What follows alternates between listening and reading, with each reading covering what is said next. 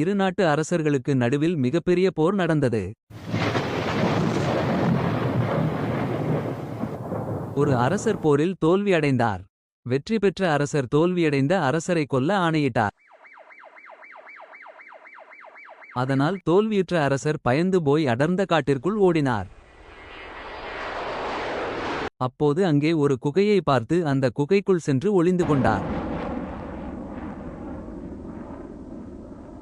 அப்போது அந்த குகைக்குள் ஒரு சிலந்தி வலை கட்டி கொண்டிருந்தது. அப்படி அது வலையை கட்டிக் கொண்டிருக்கும் போது 2 தடவை அருந்து கீழே விழுந்தது. ஆனாலும் சிலந்தி முயற்சியை கைவிடவே இல்லை.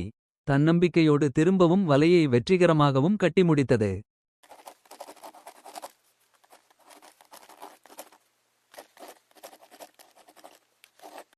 இதை பார்த்த அரசர் வியந்து போனார்.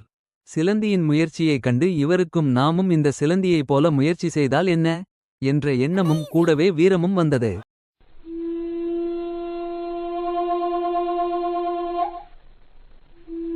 உடனே அந்த அரசர் குகையிலிருந்து தன்னம்பிக்கையோடு வெளியே வந்தார்.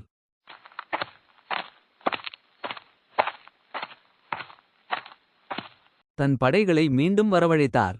ஏற்கனவே தோற்ற அதே அரசரை எதிர்த்து போருக்கு சென்றார்.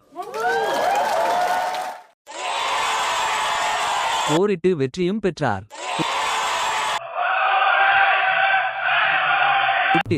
எத்தனை தோல்விகள் வந்தாலும் நாமும் இந்த சிலந்தி மற்றும் அரசரைப் போல சோர்ந்து போகாமல் தைரியத்தோடு முயற்சி செய்தால் கண்டிப்பாக வெற்றி நம்மை தேடி வரும் என்பதை இந்த கதையின் மூலம் நாமும் கற்றுக்கொள்ளலாம். இந்த கதை பிடிச்சிருந்தா நம்ம சேனலை சப்ஸ்கிரைப் பண்ணிடுங்க குழந்தைகளே.